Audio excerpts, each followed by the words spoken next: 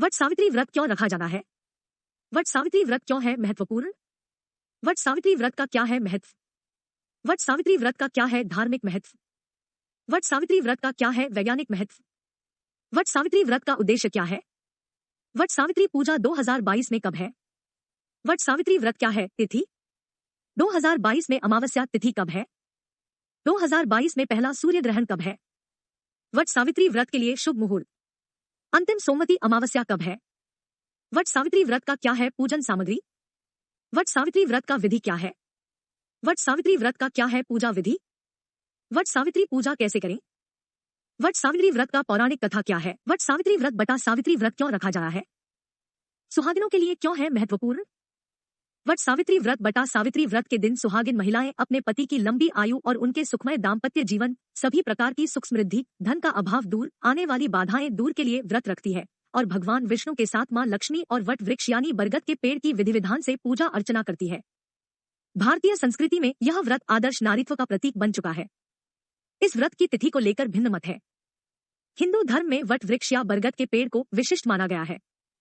कई व्रत और त्योहार में बरगद के पेड़ की पूजा की जाती है, इसमें से वट सावित्री की पूजा प्रमुख है। बरगदाही के नाम से भी जाना जाने वाला यह व्रत भी सुहागिन महिलाओं के लिए करवा चौथ के व्रत के समान ही फलदायी है। वट वृक्ष की पूजा क्यों की जाती है और क्या है इसका धार्मिक और वैज्ञानिक महत्व? वट सावित्री व्रत का महत्व। पौराणिक कथा के अनुसार वट वृक्ष के नीचे सावित्री ने अपने पतिव्रत धर्म के प्रभाव से मृत पड़े सत्यवान को पुनर्जीवित के लिए यमराज को भी विवश कर दिया था। उनकी पतिव्रता धर्म से प्रभावित होकर यमराज ने उनके पति सत्यवान को प्राणदान दिया था, जिससे वे मृत्यु के बाद फिर से जीवित हो गए थे। पतिव्रता सावित्री की कथा अमर हो गई और तब से इस व्रत को हर साल ज्येष्ठ अमावस्या को वट सावित्री व्रत रखा जाने लगा। इसमें वट वृक्ष की श्रद्धा भक्ति के साथ पूजा की जाती है। वट वृक्ष की पूजा से घर में सुख शांति, धनलक्ष्मी का भी वास होता है। बरगद के वृक्ष का धार्मिक महत्व। हिंदू धर्म में वट वृक्ष की पूजा और परिक्रमा का विधान है। इसकी पूजा के भी कई कारण हैं। आध्यात्मिक दृष्टि से देखें तो वट वृक्ष दीर्घायु व अमरत्व के बोध के नाते भी स्वीकार किया जाता है। मान्यता है कि वट वृक्ष की जड़ों में ब्रह्मा, तने में भगवान विष्णु एवं डालियों में शिव शंकर का निवास होता है।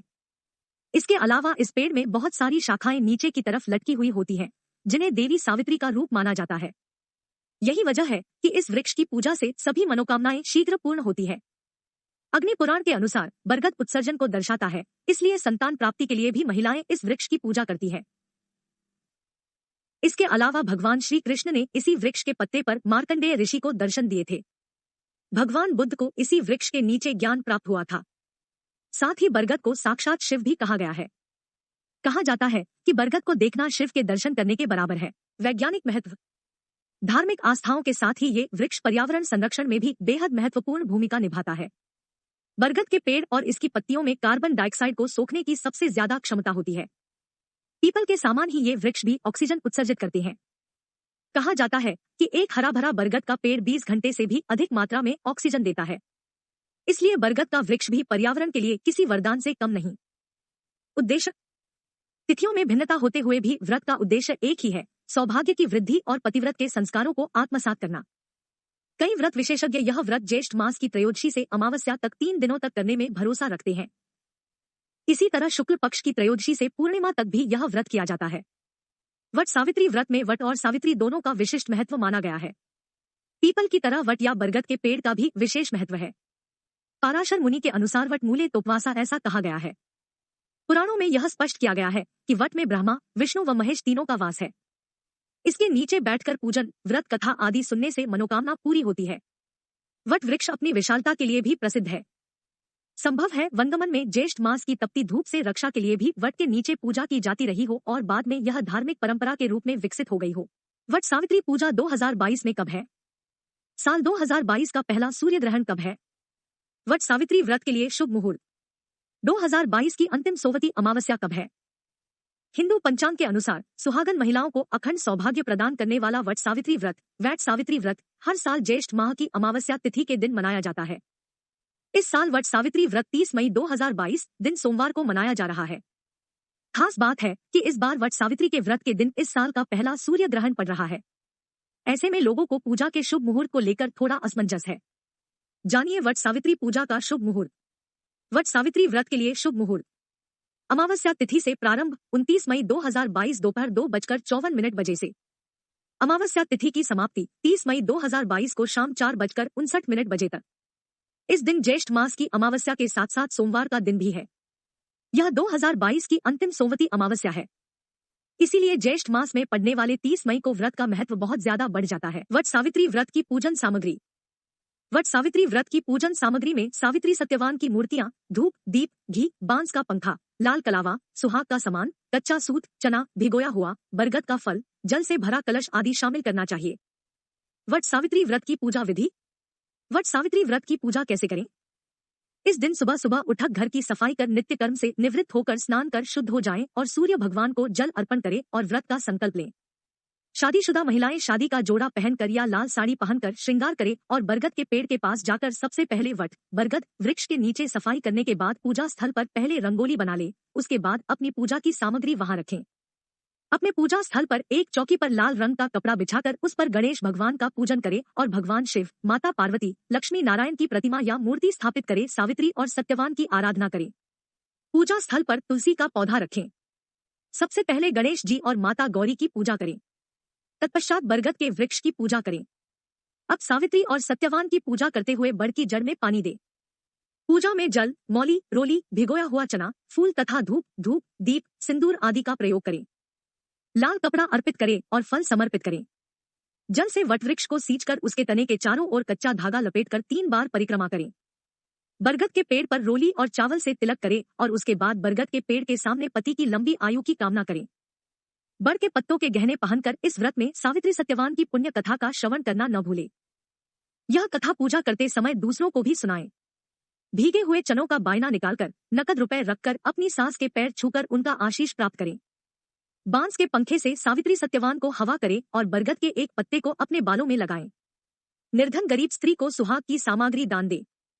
पूजा समाप्ति पर ब्राह्मणों को वस्त्र तथा फल आदि वस्तुएं बांस के पात्र में रखकर दान करें। इसके बाद घर आकर उसी पंखे से अपने पति को हवा करे और उनका आशीर्वाद ले। अब प्रसाद में चढ़े फल आदि ग्रहण करने के बाद शाम के वक्त मीठा भोजन करें। वट सावित्री व्रत की क्या है पौराणिक कथा? वट वृक्ष का पूजन और सावित्री सत्यवान की कथा का स्मरण करने के विधान के कारण ही यह व्रत वट सावित्री के नाम से प्रसिद्ध हुआ। सावित्री भारतीय संस्कृति में ऐतिहासिक चरित्र माना जाता है। सावित्री का अर्थ वेद माता गायत्री और सरस्वती भी होता है। सावित्री का जन्म भी विशिष्ट परिस्थितियों में हुआ था। कहते हैं कि भद्र देश के राजा अश्वपति के कोई संतान न थी। उन्होंने संतान की प्राप्ति के लिए मंत्रोच्चारण के साथ प्रतिदिन 1 लाख आहुतियां दी। 18 वर्षों तक यह क्रम जारी रहा। इसके बाद सावित्री देवी ने प्रकट होकर वर दिया कि राजन तुझे एक तेजस्वी कन्या पैदा होगी। सावित्री देवी की कृपा से जन्म लेने की वजह से कन्या का नाम सावित्री रखा गया। कन्या युवा बटा बड़ी होने पर बेहद रूपवान थी। योग्य वर न मिलने की वजह से सावित्री के पिता दुखी थे। अश्वपति ने मंत्री के साथ उन्हें वर चुनने बटा स्वयं वर तलाशने के लिए भेजा। सावित्री तपोवन में भटकने लगी। वहां साल्व देश के राजा द्युमत्सेन रहते थे क्योंकि उनका राज्य किसी ने छीन लिया था। उनके पुत्र सत्यवान को देखकर सावित्री ने पति के रूप में उनका वरण किया। कहते हैं कि साल्व देश पूर्वी राजस्थान या अलवर अंचल के इर्द गिर्द था। जब वह सत्यवान को वर रूप में चुनने के बाद आई तो उसी समय देवर्षि नारद ने सभी को बताया कि महाराज द्युमत्सेन के पुत्र सत्यवान की शादी के 12 वर्ष पश्चात मृत्यु हो जाएगी। इसे सुनकर राजा ने पुत्री सावित्री से किसी दूसरे वर को चुनने के लिए बटा सत्यवान से विवाह न करने की सलाह दी, मगर सावित्री नहीं मानी। सावित्री ने सत्यवान से ही विवाह रचाया। नारद जी से सत्यवान की मृत्यु का समय पता करने के बाद वो पति व सास ससुर के साथ जंगल में रहने लगी। नारद जी के बताए पति सत्यवान की मृत्यु की तिथि में जब कुछ ही दिन पहले से ही सावित्री ने व्रत रखना शुरू कर दिया और घोर तपस्या की थी, जिसका फल उन्हें बाद में मिला। जब यमराज उनके पति सत्यवान को साथ लेने आए तो सावित्री भी उनके पीछे चल दी। इस पर यमराज ने उनकी धर्म निष्ठा से प्रसन्न होकर वर मांगने के लिए कहा तो उन्होंने सबसे पहले अपने नेत्रहीन सास ससुर के आंखों की ज्योति और दीर्घायु की कामना की। फिर भी पीछे आता देख दूसरे वर में उन्हें अपने ससुर का छूटा राज्यपाट वापस मिल गया। अंत में 100 पुत्रों का वरदान मांगकर सावित्री ने अपने पति सत्यवान के प्राण वापस पाए। अपनी इसी सूझबूझ से सावित्री ने न केवल सत्यवान की जान बचाई बल्कि अपने परिवार का भी कल्याण किया। डिस्क्लेमर बटा नोट, यहाँ दी गई सिर्फ मान्यताओं और जानकारियां धार्मिक आस्था और लोक मान्यताओं पर आधारित है। हम इस बारे में किसी तरह की कोई पुष्टि नहीं करते हैं।